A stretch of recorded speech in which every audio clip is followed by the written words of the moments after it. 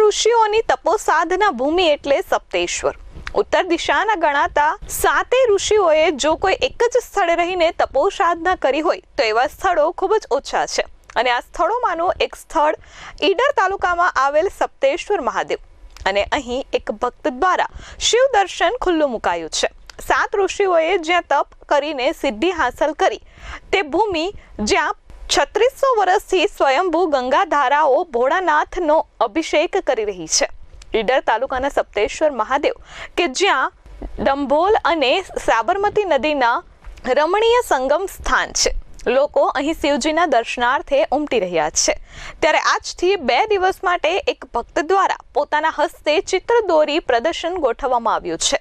અહીં તમામ પ્રતિમામાં માત્ર લાલ, કાળા અને સફેદ રંગથી જ આ પ્રતિમાઓ અને ચિત્રો બનાવવામાં આવ્યા છે, જેના તમામ પ્રતિમાઓના 12 જ્યોતિર્લિંગ દર્શન થઈ ચૂક્યા છે।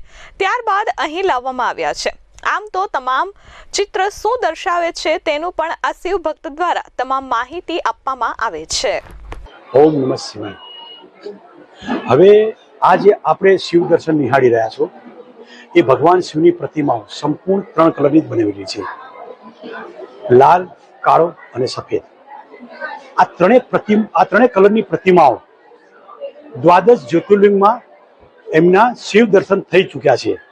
એમાં પ્રથમ થયું 2006માં શ્રી સોમનાથ મહાદેવ। સોમનાથ મહાદેવમાં ભગવાન શિવની કૃપાથી એક સંકલ્પ લેવામાં આવ્યો।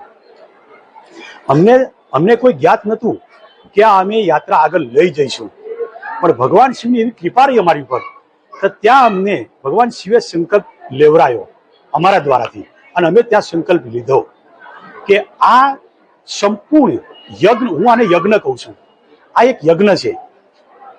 આ યજ્ઞને હું 12 જ્યોતિર્લિંગ સુધી લઈ જાઉં અને ભગવાન શિવે સંપૂર્ણપણે પૂર્ણ કર્યું ઋષમેશ્વર જ્યોતિર્લિંગમાં। પ્રત્યેક શ્રાવણ માસમાં સોમનાથથી લઈને શ્રી શૈલ મલ્લિકાર્જુન, ઉજ્જૈન મહાકાલ, ઓમકારેશ્વર, મમલેશ્વર, ડાકીનામાં ભીમાશંકર, આવી રીતે શ્લોક પ્રમાણે અમે આ પૂર્ણ કર્યા છે।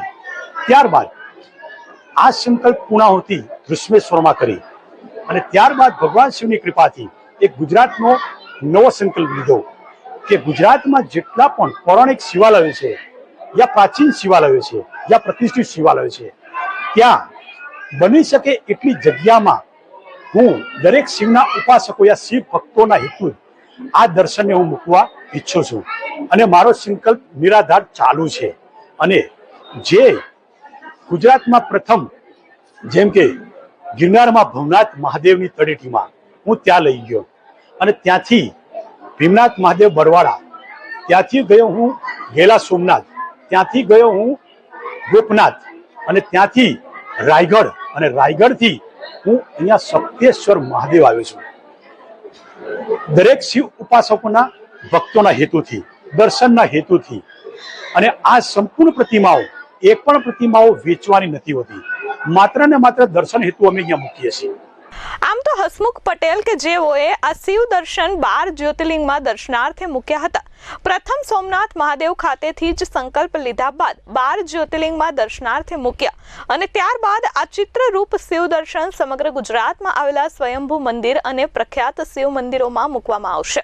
ત્યારથી જ ગુજરાતમાં જૂનાગઢથી શરૂઆત કરી આજે ઈડરના સુપ્રસિદ્ધ યાત્રાધામ સપ્તેશ્વર મહાદેવના સાનિધ્યમાં દર્શનાર્થે મૂકવામાં આવ્યા છે।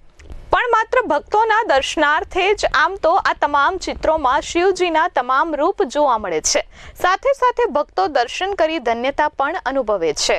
આ પવિત્ર શ્રાવણ માસમાં સપ્તેશ્વર મહાદેવના અમે દર્શન કરવા આવ્યા હતા।